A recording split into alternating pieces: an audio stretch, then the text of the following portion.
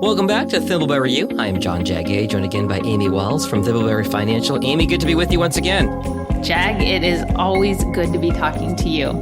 I'm looking forward to today's topic. So am I, and it's the top 6 things you forgot to consider while planning for retirement. I think retirement can really be overwhelming. There are so many variables and things to think about, things to remember. One thing I want to share is, so often when people are talking about retirement, or when we are, I think people might even tune out if they're younger and say, well, I don't need to worry about that yet. Some of these 6 things really start when people are younger. So, Amy, what are the 6 main things people forget to consider when planning for retirement?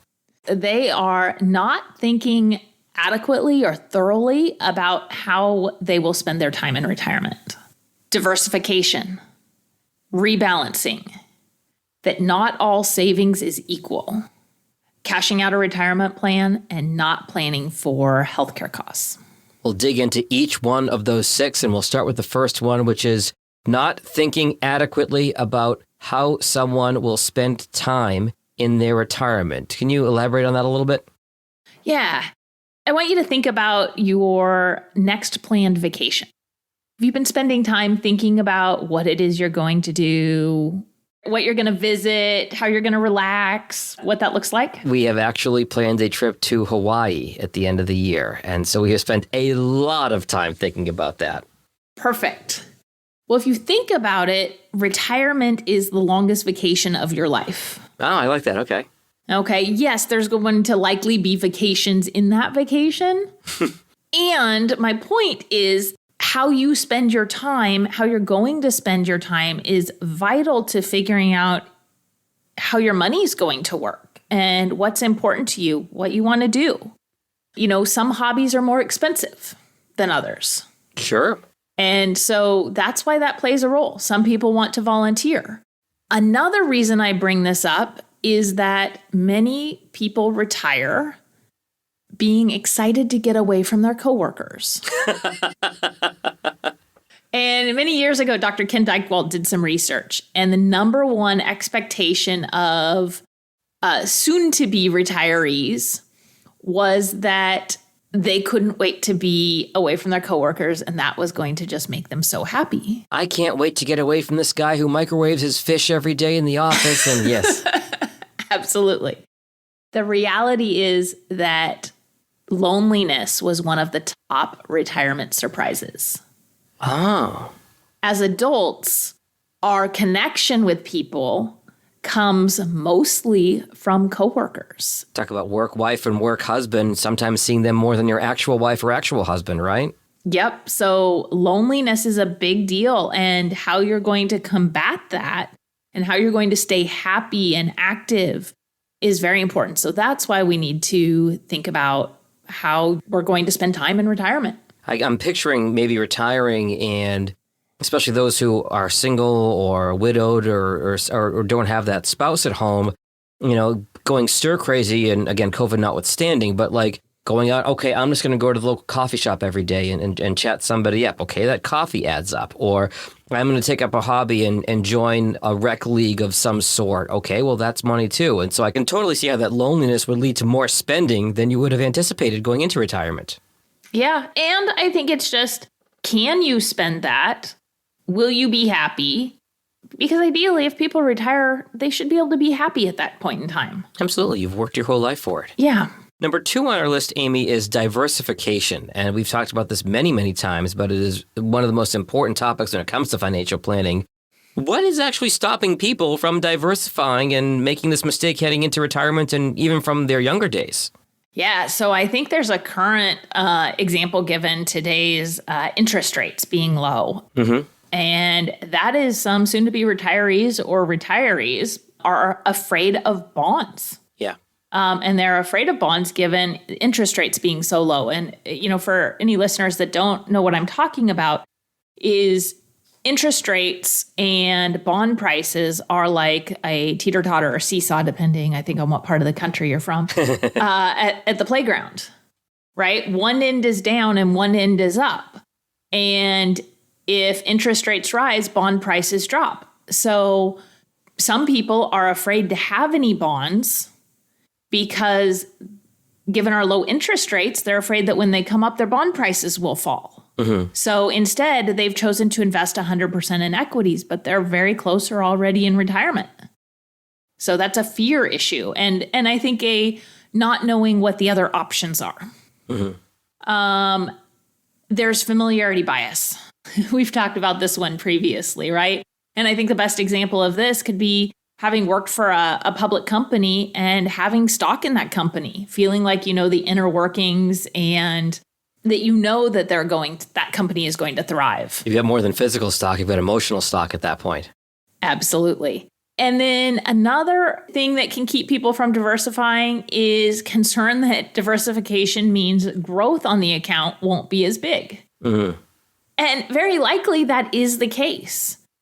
But the reality is that diversification and good diversification is really about minimizing downside risk. And as we're at retirement and in retirement, there isn't as much time to recover from a downturn. So minimizing that downside risk can be very, very important. Yeah, it's that risk reward thing. You might sacrifice some of the upside to avoid a lot of that risk, because if you take a major hit at age 65 or whenever you're retiring, it's not like taking that hit at 40 where you've got time to recoup that loss. You could be in real trouble if you take a big hit early in your retirement. Absolutely. Sequence of return risk, yes. Right, exactly. Okay, so third on the list is rebalancing. And why does rebalancing get overlooked, and what are the consequences of it? Yeah, so let me address first what rebalancing is, just in case we have any listeners that don't know. So rebalancing is really reallocating holdings back to a predetermined allocation or percentage per type of holding. And it's important because it can keep a portfolio running efficiently, and it can help keep it appropriately diversified. And then that risk return ratio that we were just talking about stays aligned.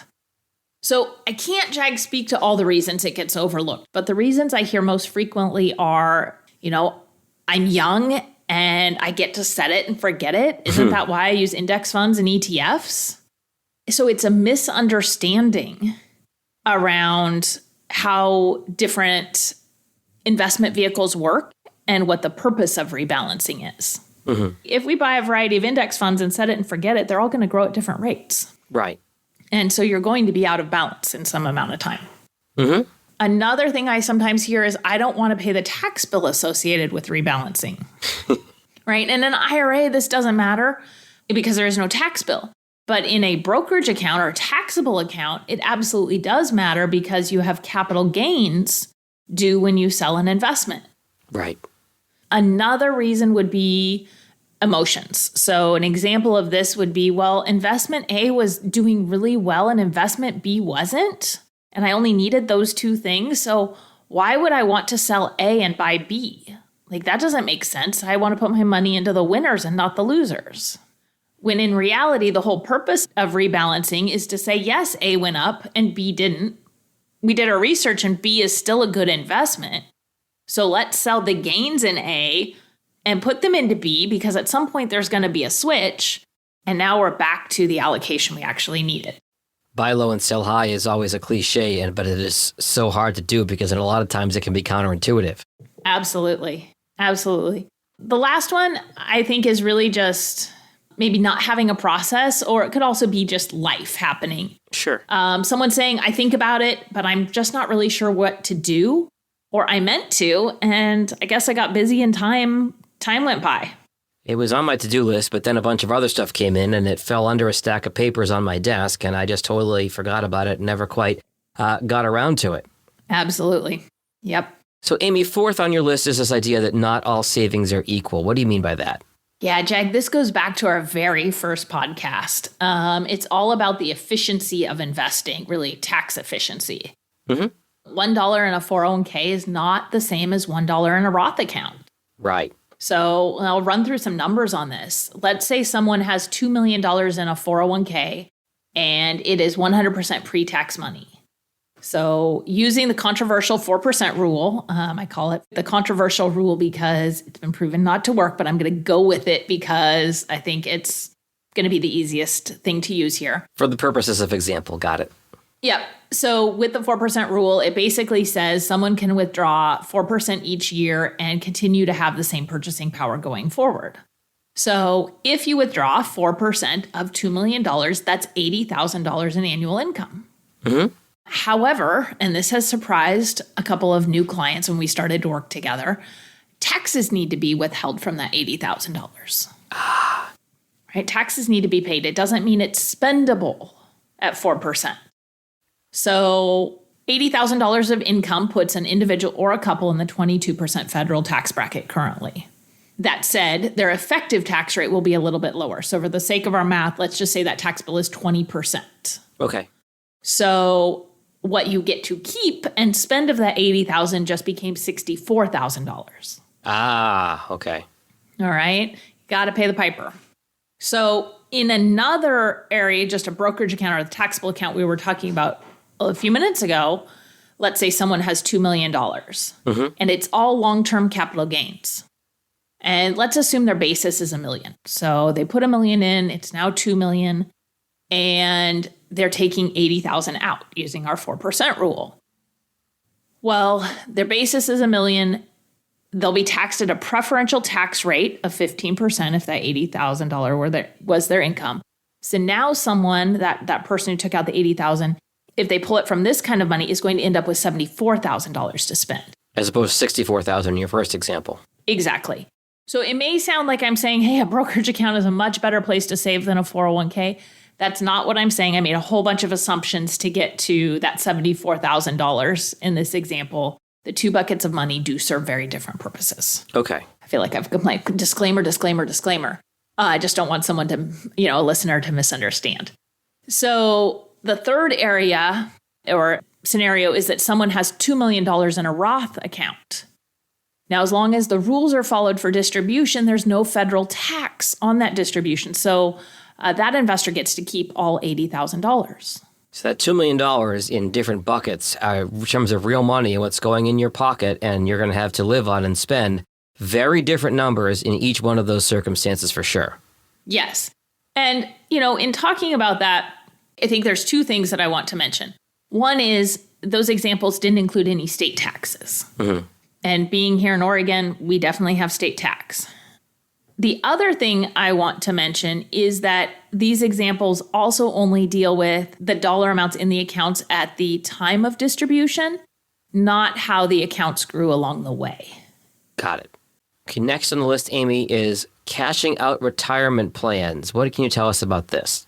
So ultimately, if someone cashes out an employer's retirement plan, maybe when they change employers, versus rolling it to an IRA or rolling it into the new employer's plan, it means there's less money that can grow towards retirement. And I hear people talking about doing this most often when they leave a job and they have something they want to buy or they have debt they want to pay off. Mm-hmm. Often I'll hear it from younger folks who feel like I've got years until retirement, right? I've got this account now, but hey, I want to buy a car.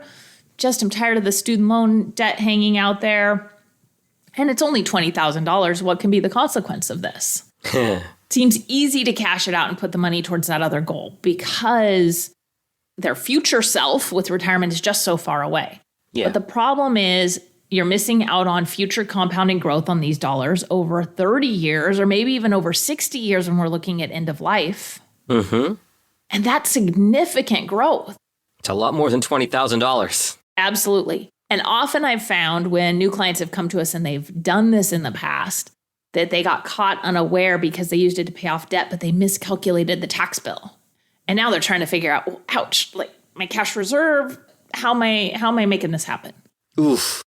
Yeah, that is really important. Final thing on our list, Amy, is the healthcare costs in retirement. I know this is a big one. We've talked about this before. It's terrifying to think about my parents getting into their 70s.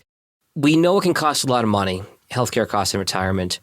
What kind of mistakes happen here as people are planning? I think the biggest one is not understanding, or maybe it's better to say not internalizing the impact of compounding interest. And most of us understand the concept, but it's making the numbers real that is hard to do. Okay. We all want to believe we're Superman or Superwoman, right? And these things aren't going to happen to us. So I think that's second. Two is we don't want to understand the numbers. because we don't want to believe that it has any chance of happening to us. And I'm going to call out men here, and especially if they're married. I'm going to talk to them more than I'm talking to the women who are married. Excuse me, sorry. Okay. Statistically, wives care for their husbands, and then there isn't someone left to take care of the wife. Many times it will be men saying this isn't going to happen. And I know I'm generalizing here, but I'm going to hold up the mirror and say, if that's you, I want you to ask, if you're listening and that's you, I want you to ask yourself what that means for your wife when you're no longer here. Because women need their spouses to recognize that it is more likely an issue for the woman, and the planning for that needs to involve both partners. Right. Both partners need to be involved in this. And I know we're generalizing a bit here, but you're basing that off of statistics and data, that is typically, the numbers tell us that's what happens, but it can, of course, go the other way as well. Absolutely. But both parties need to plan for one or both of them having health issues as they get older, and then if one passes, what that means for the surviving spouse. So important. I'm glad you brought it up. Thank you. Yeah, we see it too often. So, Amy, these are 6 mistakes to avoid. This is something you help your clients do every single day. If somebody wants to come talk to you about planning their financial future and avoiding some of these mistakes and 100,000 other mistakes, how do they best find you at Thimbleberry? They can reach us online at thimbleberryfinancial.com. There's a little button to schedule a time to chat with us, or give us a call at 503-610-6510. Great food for thought, and I'm going to look in that mirror when I go upstairs and talk to my wife now. So good talking, Amy. We'll talk soon. All right, Jake. We'll talk next time. Registered representative. Securities offered through Cambridge Investment Research, Inc., a broker-dealer, member FINRA SIPC. Investment advisor representative, Cambridge Investment Research Advisors, Inc., a registered investment advisor. Cambridge and Thimbleberry Financial are not affiliated.